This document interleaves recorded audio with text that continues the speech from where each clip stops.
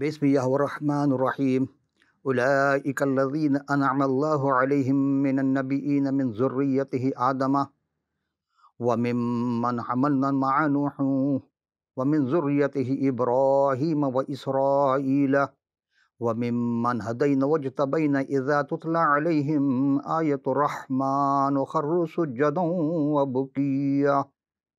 صدق الہ العالمین۔ عزیزان گرامی، تمام حمد و ستائش اس خالق اکبر کے لیے ہے، خلاق عالم کے لیے، جو کون و مکان کے لیے، وہ جس نے بن مانگے ہر جاندار کو جسم و جاں بخشی، وہی جس نے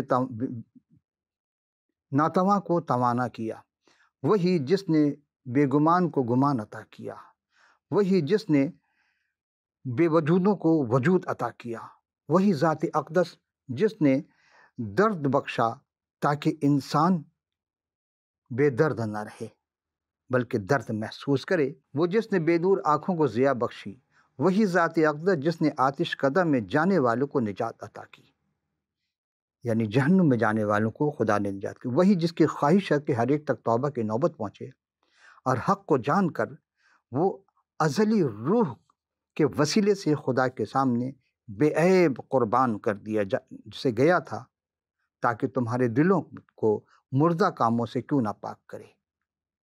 تو عزیزان گرامی، ہم زندہ خدا کے زندہ کلام سے آج پھر آپ کی خدمت مخاطب ہوئے ہیں، اور سرنامہ کلام میں جس طرح سورہ مریم کی 19واں سورہ ہے قرآن شریف کا، آیت نمبر 58، وہ یوں ہے کہ یہ وہ لوگ ہیں جو زمرہ آدم میں سے، انبیاء میں سے ہیں، جو زمرہ آدم کی اولاد میں سے ہیں۔ خدا نے انہیں نوح کے ساتھ کشتی میں اٹھا لیا تھا، اور حضرت ابراہیم اور حضرت اسرائیل یعنی داؤد علیہ السلام کی اولاد میں سے ہیں، جنہیں اس نے ہدایت بخشی، برگزیدہ بنایا، اور جب ان پر رحمان کی آیت کی تلاوت کی جاتی ہے تو روتے روتے سجدے میں گر پڑتے ہیں۔ آج حقیق عرفان قصص الانبیاء میں جو ہم پہلا سوال لے کر حاضر ہوئے ہیں وہ یہی ہے کہ قربانی کے کس زبان کا لفظ ہے، اس کے معنی و مفہوم کیا ہے۔ تو آئیے دیکھتے ہیں۔ عزم قربانی عبرانی زبان کا لفظ ہے، اور دو لفظ استعمال ہوا، ایک ہے کپور یعنی کفارہ، اور دوسرا لفظ ہے قربانی، جو صرف اس خدائے وحدہ لا شریک کے لیے گزرانی جائے یا کی جائے۔ اور یونانی زبان میں بھی دو لفظ ہے، ایک ہے ہیبکیوس، ہیبکیوس کے معنی ہے عام قربانی، اور دوسرا لفظ ہے تھوسیا، اس کے معنی ہے وہ قربانی جو صرف اور صرف خدا تعالیٰ کے لیے وقف کر دی جائے۔ اور یہی لفظ جب معرب ہوا، جب عربی زبان میں آیا تو عبرانی سے، تو اس کے معنی پہلے وہ قرب ہے، پھر قربانی ہے، قربان ہے، اور پھر قربانی ہے۔ ہم آگے چلتے ہیں کہ قربانی عربی، فارسی، اردو اور وہ زبان جو دائیں سے بائیں لکھی جاتی ہے، ان تمام میں بطور مؤنث استعمال ہوتا ہے۔ وہ پاک و پاکیزہ شے، چیز یا جانور جو خدا تعالیٰ کے راہ میں تصدق کی جائے، صدقہ، بھیंٹ، بلہاری، نثار، واری یا فدا، ایک دوسرے کے رضا اور رغبت سے پسندیدہ شے بغیر لالچ کے دے دینا۔ یہ تو تھی وہ باتیں جو قربانی سے متعلق لغت میں ہے، لیکن ہدیہ قربان وہ ہدیہ ہے جو اس غرض سے پیش کیا جائے کہ ہدیہ دینے والا اور لینے والا ایک دوسرے کے قریب ہو جائیں۔ انگریزی زبان میں اسی لفظ کو ایٹونمنٹ اور باہمی رفاقت کریں، اور یہی اگر تھوڑا سا آ جائیں تو ایٹوانٹ، یعنی کہ بنیادی طور پر قرآنی ہم معنی جو ہے ایٹوانٹمنٹ جو لفظ ہے، کیونکہ اس کا مفہوم ایک ہونا ہے، اور یہی اردو زبان میں جب مفہوم کے اشارہ کیا گیا تو اس کے معنی کفارہ کے استعمال کیا گیا ہے۔ اور جو ہم نے عبرانی زبان میں کپور یا کفارہ، اور عربی میں کفر، کافارا، کفرا، یعنی ڈھانپنا، چھپا دینا سے مشتق ہے، یہ کفر سے مشتق ہے۔ تو لفظ قربانی سے قربانیوں کے کئی اقسام آگے پیش کیے جائیں گے۔ اب آئیے ہم پھر غور کرتے ہیں کہ یہ لفظ کس سے بنا۔ جیسا قرب میں نے کہا، قرب میں کیا کیا جمع کریں کہ قربانی ہو جائے، اور قرب عربی اور اردو اور فارسی میں بھی تقریباً پاس، نزدیک، مرتبی یا منزلت کے ہیں، اور اس کے پھر دو معنی ہو جاتے ہیں، اور معنی میں قرب روحانی، یہ بھی اور اردو فارسی مذکر استعمال ہوا ہے، اور دلی نزدیکی یا باطنی نزدیکی کے طور پر استعمال کیا جاتا ہے۔ عام طور پر کہا جاتا ہے قرب و جوار، یہ بھی عربی اور اردو کا لفظ ہے، آس پاس، پڑوسی، گرد نواح، ارد گرد وغیرہ۔ اور قربان بھی عربی ہی زبان میں اردو اور عربی دونوں میں مشتمل ہے، اور اس وہ چیز جو خدا بزرگ برتر کی بارگاہ میں راہ تصدق کی جائے۔ قربان جانا یا قربان ہونا یہ محاورہ ہے اردو، جس کے معنی نثار ہونا، واری جانا، صدقے دینا ہونا یا عاشق ہو جانا کے معنی میں بھی آتا ہے۔ اور قربان جاؤ یا قربان جانی یہ اردو مقالہ میں خوشامد کے طور پر اور طنزاً بھی بطور استعمال کیا جاتا ہے۔ قربان کرنا یہ بھی محاورہ ہے، یعنی تصدق کرنا، فدا کرنا یا وار دینا ایک کلمہ حقارت بھی ہے جو طنزاً یہ بھی استعمال کیا تھا کہ اور کلمہ تنفر یعنی نفرت آمیز میں بھی کہا تھا قربان کر دوں، یعنی صدقے کر دوں، آگ لگا دوں۔ آپ دیکھیں، لیکن تمام چیز کے لیے ایک لفظ ہے قربان گاہ۔ عربی فارسی میں قربان ہونے کی جگہ مذبح یا مقتل کہا جاتا ہے۔ قربانت شوم یہ فارسی معقولہ ہے، تجھ پر قربان ہوں یا واری جاؤں۔ قربانی فارسی اور اردو میں ذبح یا حلال کو کہا جاتا ہے، نہیں وہ حلال جانور جو راہ خدا میں ذبح کیا جائے، جیسے عید الاضحیٰ کے موقع پر بکرے، دمبے وغیرہ ذبح کیے جاتے ہیں۔ اور قربانی کرنا اردو محاورہ میں ایثار کرنا ہے، اور دوسروں کو نفع کی خاطر اپنے نفع کو تج دینا، روک دینا، اور خدا کے راہ میں حلال جانور کو ذبح کرنا۔ آئیے اب دیکھتے ہیں کہ اس کا مفہوم کیا نکلتا ہے، پھر غور کرتے ہیں کہ یہ تو تھے چند معنی جو ہم نے پیش کیا آپ کی خدمت میں۔ تو قربانی کے مفہوم اقسام کیا ہیں؟ دیکھیں، لفظ قربانی سے پہلے قربانی کے معنی مفہوم کو سمجھنا آسان ہو جائے۔ اس کا مادہ ہے قرب، اور فیروز اللغات صفحہ 953 کے مطابق قرب یہ عربی اردو میں استعمال ہے، پاس، نزدیک، مرتبہ منزلت۔ اسی لفظ قرب میں اگر الف اور نون کو جمع کیا جائے تو قربان بنتا ہے، اور قرب کا اگر قاف کو نکال دیں، لفظ قرب قاف را با قاف نکال دیں تو رب بن جائے گا۔ گویا کہ جس کا اپنے مالک حقیقی سے ربط ہوگا، رابطہ ہوگا یا محبت ہوگی اس سے، تو وہ بے لوث اپنی پسندیدہ شے قربان کرنے میں دریغ نہیں کرے گا۔ یہ وہ لفظ قرب، رب سے قربت ہوگی تو جبھی وہ قربانی پیش کرے گا، آرام سے، دکھاوا نہیں ہوگا۔ اب آئیے، یعنی کہ چونکہ، چنانچہ، اگرچہ، مگرچہ یہ لفظ استعمال نہیں ہو، خواہ وہ سگے بھائی کیوں نہ ہو۔ اب سوال یہ پیدا ہوتا ہے کہ قربانی کیا چیز ہے؟ قربانی یہ وہ ہدیہ ہے جو پارگاہ ربوبیت میں اس غرض سے پیش کیا جائے کہ دینے والا اور لینے والا دونوں ایک دوسرے کے قریب ہو جائیں۔ اب یہ قربانی انسان کو انسان کو بھی دے سکتا ہے، یعنی ہدیہ انسان نے انسان کو دیا تاکہ دوسرے قریب ہو جائیں، وہ تحفہ بھی کہتے ہیں اس کو عام زبان میں، کہ تحفہ دے کے دوسرے قریب ہو جائیں۔ اور لینے والا بھی انسان، لیکن جب وہ خاص چیز جو خالصتاً رب تعالیٰ کے حضور پیش کی جائے تو یہ دونوں ایک دوسرے کا قریب ہو جائیں اور باہمی رفاقت حاصل کر لیں۔ تو قربانی کا اصل مقصد کیا ہے کہ ہم خدا کے قرب میں آ جائیں۔ اسی لیے آپ ہمارے ایک اسلام میں دو فرقے بہت مشہور ہیں، ایک ہے اہل سنت، ایک ہے اہل تشیع۔ اہل تشیع کے یہاں جب بھی کوئی چیز پیش کی جاتی ہے، حتیٰ کہ وہ وضو بھی کر رہے ہیں تو اس میں کہتے ہیں قربتاً الی اللہ، یعنی ہم اللہ کے قربت سے، نماز کے لیے کھڑے ہوں گے مصلی پر کہیں گے قربتاً الی اللہ، تو جب قربانی پیش کرتے ہیں وہ کہتے ہیں قربتاً الی اللہ۔ یہ عام کسی اور جگہ نہیں ہے، اسی لیے میں نے کہا قربت سے قربتاً، اور پھر اسی سے اب جو آج کا دوسرا سوال ہے، سب سے پہلے قربانی کس نے پیش کی، کس کے لیے؟ اس کا جواب قرآن شریف میں نہیں ہے۔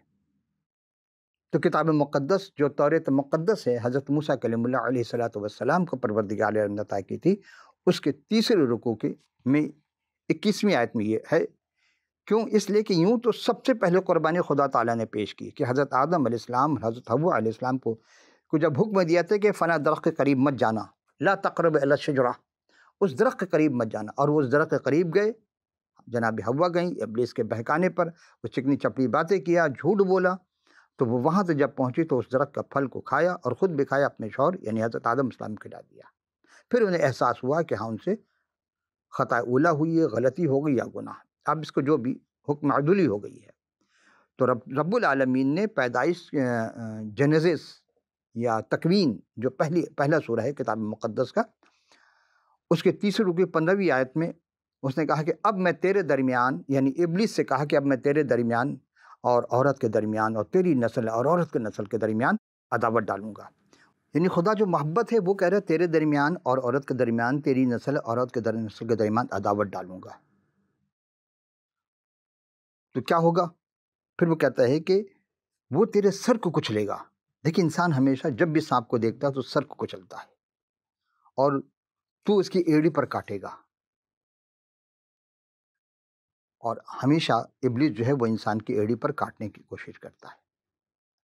گویا کہ جس کا مفہوم یہ ہے کہ پہلا آدم سے خطا، لغزش کہیے، گناہ کہیے، سرزد ہو گئی۔ گویا کہ پچھلا آدم جو عورت کے نسل سے ہوگا، پہلا آدم سے کیا ہو گیا؟ گناہ سرزد ہو گیا، غلطی ہوئی، ترک اولا ہو گیا۔ تو اب اس نے کہا کہ جو پچھلا آدم جو عورت کے نسل سے ہوگا، یہ آئے گا، وہ سب کے لیے نجات دہندہ ہوگا۔ اور اس گناہ کی بخشش کی خاطر خدا متعال نے خود قربانی دی، اور اس قربانی کی کھال کے لباس حضرت آدم اور حضرت حوا دونوں کو پہنایا تاکہ ستر پوشی ہو۔ پھر کہا کہ تم یہاں سے نیچے اترو۔ اب آج کا تیسرا سوال کہ رب تعالیٰ نے انسانوں میں سب سے پہلے کس کو قربانی کے لیے کہا، یہ ہدیہ پیش کرنے کے لیے کہا؟ اس کے لیے ہم پہلے قرآن شریف کے سورہ مائدہ 5واں سورہ ہے اور پارہ 6 آیت نمبر 27، وَاتْلُ عَلَيْهِمْ نَبَأَ بَنِي آدَمَ بِالْحَقِّ إِذْ قَرَبْنَا قُرْبَانًا فَتَقَبَّلَ مِنْ أَحَدِهِمَا وَلَمْ تَقَبَّلْ مِنَ الْآخَرِ قَالَ لِأَقْتُلَنَّكَ قَالَ إِنَّمَا يَقْتُلُ اللَّهُ مِنَ الْمُتَّقِينَ۔ یہ واحد لفظ ہے قرباناً، جو صرف پورے قرآن شریف میں اس آیت میں استعمال ہوا ہے۔ اس کے بعد یا پہلے آپ کہیں بھی یہ آیت لفظ قربانی نہیں دیکھیں گے۔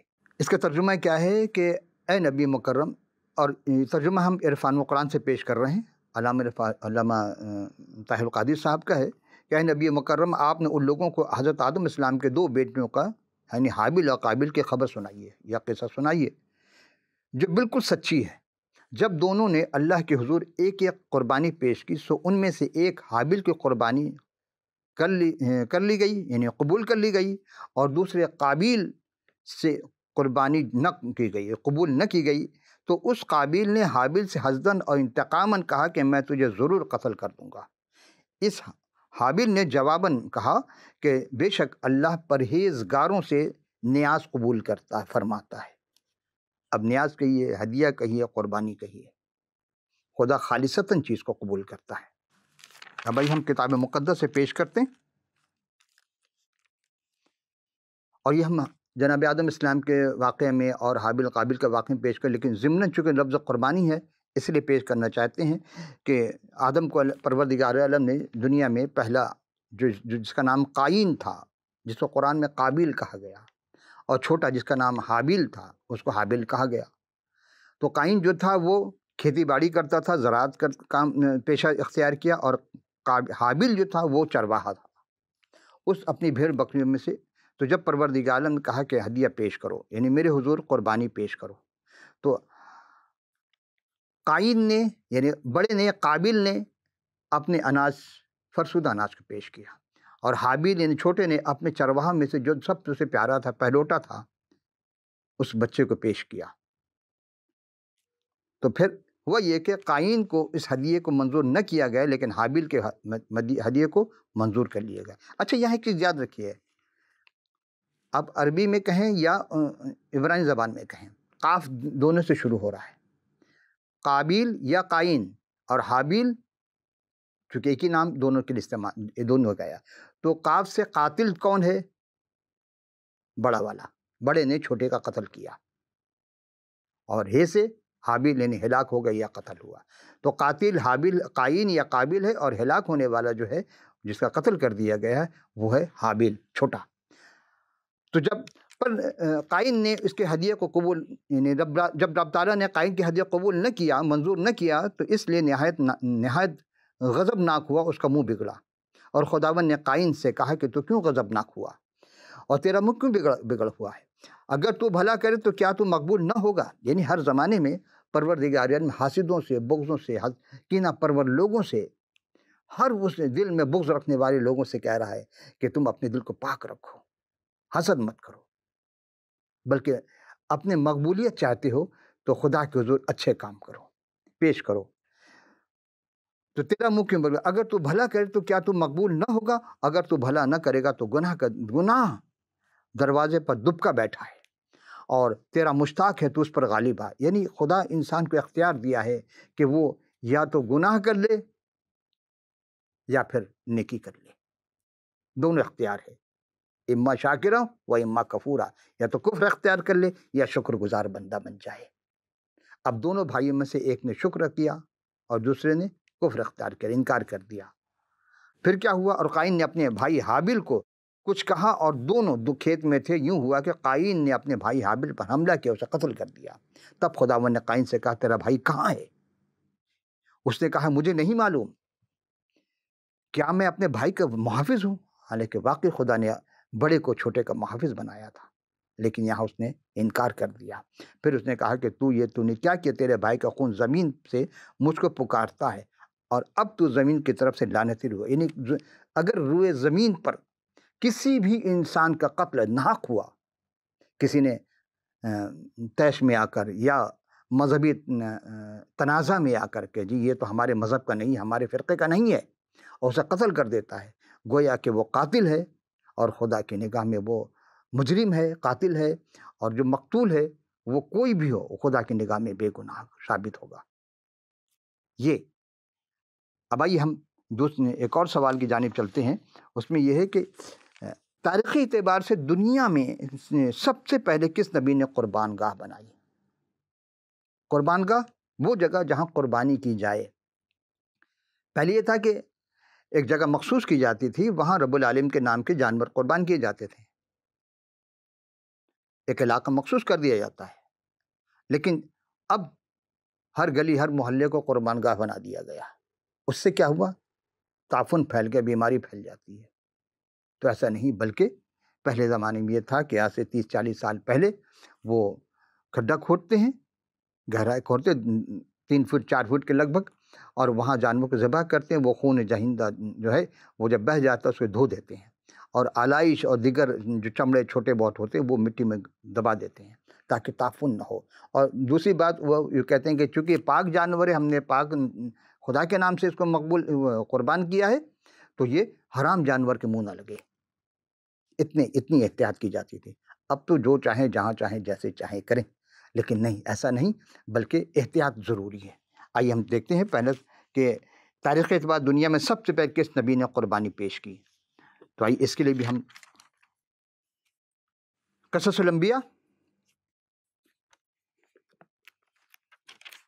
یہ ہے عماد الدین صاحب کا، اور یہ کہتے ہیں کہ ابن جریر خبر مرفوع ہے کہ ذکر رکھتے اس دن یہ لوگ بطور شکرانہ روزہ رکھتے تھے، اور یہ یعنی طوفان نوح کے نجات ملی تو انہوں نے قربانی کی. یہاں نہیں ہے، لیکن شاید یہی وجہ ہے کہ ابو ہریرہ سے مروی کیا کہ یہودیوں کے یہاں بھی یہ روزہ رکھتے تھے، لیکن قربانی کا ذکر انہوں نے نہیں کیا ہے، صرف روزہ رکھنے کا. وہ کہتے 10 محرم حرام تھا. اب تاریخی اعتبار سے اس وقت عربی مہینے کہاں تھے؟ ایک دوسری چیز آپ غور کریں گے کہ عربی مہینے بعد میں رکھے گئے. اس زمانے میں عربی مہینے نہیں تھے، چونکہ عربی زبان بھی نہیں تھی، عبرانی زبان تھی. تو آپ نے دیکھا کہ پھر زمانہ گزرا، جیسے جیسے انبیاء آئے، آدم کے بعد سیت آئے، سیت کے بعد انوس علیہ السلام آئے، انوس کے بعد حضرت قینان آئے، قینان کے بعد محللیل علیہ السلام آئے، محللیل کے بعد یارد علیہ السلام آئے، یارد کے بعد حنوک آئے، حنوک کے بعد حضرت متوسلہ آئے، اور متوسلہ کے بعد لمک آئے، اور لمک کے بعد حضرت نوح علیہ السلام آئے. اور نوح جب 500 سال کے تھے تو ان کو خدا نے 3 بیٹا عطا کیا تھا، اور جب 6 سال ہوئے تو اس وقت طوفان نوح آیا. اور اس وقت پورے زمین پر، روئے زمین پر ہر طرف گناہ ہی گناہ تھا. پورے روئے زمین پر ایک ہی شخص یعنی حضرت نوح علیہ السلام مرد راستہ باز اپنے زمانے کے لوگوں میں بے عیب ٹھہرے. تب خدا نے، کیونکہ وہ خدا کے ساتھ چلتے تھے. آج ہم دعویٰ کرتے ہیں کہ ہم خدا کے ساتھ چل رہے ہیں، لیکن ہے نہیں. ہماری زبان کچھ اور کہتی ہے. ہمیں یاد آ رہا ہے 2014 میں یہاں نیو یارک میں ایک نعتیہ مشاعرہ ہوا تھا، اور اس میں ایک بہت مشہور شاعر، بزرگ، تقریباً 12-14 کتاب شاعری کے، 2 نعت کی بھی لکھی تھی. تو اس نعت میں انہوں نے، جب ان کو بلایا گیا تو وہ ایک 2 شعر مجھے بہت پسند آیا، میں آپ کی خدمت پیش کر دوں. وہ کہتے ہیں کہ کرتے ہیں امتیاز تو ہوتا ہے یہ گماں، اس دل کا ربط آپ کے احکام سے نہیں. ہم جتنے بھی لوگ ہیں دعویٰ کرتے ہیں کہ ہم فلاں کے ماننے والے ہیں، فلاں کتاب کے ماننے والے ہیں، در حقیقت ایسا نہیں. تو رفیع الدین راز صاحب، بہت پائے کے شاعر، بزرگ، اور تقریباً ادبی دنیا میں بہت ہی مشہور اور معروف شخصیت، وہ کہتے ہیں کیا کہ کرتے ہیں امتیاز تو ہوتا ہے یہ گماں، اس دل کا ربط آپ کے احکام سے نہیں آئی. اس دل کا ربط آپ کے احکام سے نہیں، لے آئی کس مقام پر ہم کو ہماری فکر، لے آئی کس مقام پر ہم کو ہماری فکر، پیغامبر سے عشق ہے پیغام سے نہیں. کتنی اچھی بات، پیغامبر سے عشق ہے پیغام سے نہیں. پیغامبر کے نام پر قتل و کشت خون ہو رہا ہے، لیکن پیغام کیا ہے؟ ایک انسان کا قتل پوری انسانی کے قتل کے مترادف ہے. تو جب پورے روئے زمین پر گناہ پھیل گیا، بڑھتا گیا، تو اس رب العالمین کی نگاہ میں حضرت نوح علیہ السلام اور ان کا خاندان پسند آیا. تب کشتی بنانے کا حکم دیا، اور 120 سال میں کشتی بن کر تیار ہوئی. ہر روز کہتے تھے کہ توبہ کرو، ایمان لاؤ، بارش ہونے والی ہے، کیونکہ کوہر پڑتے تھے اس زمانے میں. لوگوں نے کہا کہ نہیں، یہ تو مذاق اڑانے لگے کہ بارش کبھی ہوئی نہیں، تو یہ کشتی تو خشکی پر ہے، پانی پر ہے ہی نہیں. لیکن جب طوفان نوح آیا 6ویں سال میں، اور ایک ہفتے پھر خدا تعالیٰ نے کہا کہ اب نوح تو اور تیرا خاندان اس کشتی میں آ جا. اور ہر قسم کے جانور، حلال اور حرام، 7 جوڑی اور 2 جوڑی کر کے رکھی گئی، خود بخود آئے. کون سا کمیونیکیشن تھا حضور والا، جو زبان سے نکلے الفاظ سے سارے جانور کشتی میں آ گئے. سوچئے گا، کبھی غور کیجئے گا کہ سارے جانور، وہ پہلا کیا چیز، چڑیا گھر، زو، حضرت نوح علیہ السلام نے بنایا تھا جو خدا کے حکم سے. اب آئیے، چونکہ ہم دامن وقت میں گنجائش بہت کم ہے، ہم ذرا اس مقام تک چلتے ہیں. تو نوح علیہ السلام اس کشتی میں سوار ہو گئے، اور تقریباً سال بھر سے زیادہ وہ کشتی میں رہے. ارارات کے پہاڑی پر رکی ہے. اسلامی تاریخ کہتے ہیں کہ چونکہ وہ دونوں ایک ہی اس میں ملک میں ہے، وہ کہتے ہیں دوسری پہاڑی پر، جودی کی پہاڑی پر، ارات کے پہاڑی پر رکی. پہلے انہیں کوا کو چھوڑا، پھر وہ واپس نہیں آیا، پھر کبوتری کو چھوڑا، وہ واپس آئی. اسی لیے کوا انسانوں سے دور بھاگتا ہے. کبوتری جو ہوتی ہے وہ انسانوں کے ساتھ مل کر رہنا چاہتی ہے، اسی لیے انسانوں کے گھر میں جا کر اپنا گھونسلہ بناتی ہے. تو جب وہاں اترے، یعنی کہ حضرت نوح علیہ السلام حکم خدا سے، جب خدا نے دروازہ کھولا، جب اندر گئے تو پھر خدا نہیں بند کیا تھا، خدا نہیں کھولا، اور اترے تو وہاں انہوں نے ایک مذبح بنایا، ذبح گاہ، قربان گاہ بنائی، اور خدا کے نام سے قربانی کی. پھر زمانہ گزرتا رہا. نوح کے بعد اور بھی لوگ آتے رہے. حضرت نوح کے بیٹے سم، جس کو سام کہا جاتا ہے، جب ان کی نسل آگے چلی تو سم میں ارفکسد آئے، ارفکسد کے بعد صلح آئے، صلح کے بعد عبر آئے، اور عبر کے بعد فلج آئے، اور فلج کے بعد حضرت رو آئے، اور رو کے بعد سروج، اور سروج کے بعد نحور، اور نحور کے بعد طہرہ، اور طہرہ کے بیٹے میں حضرت ابراہیم علیہ السلام آئے. اب آئیے کہ حضرت ابراہیم علیہ السلام تک ہم پہنچے، اور آج کا آخری سوال ہے کہ حضرت ابراہیم علیہ السلام نے بحکم خدا کس مقام پر وعدے کے فرزند کے لیے قربانی پیش کی؟ توریت مقدس.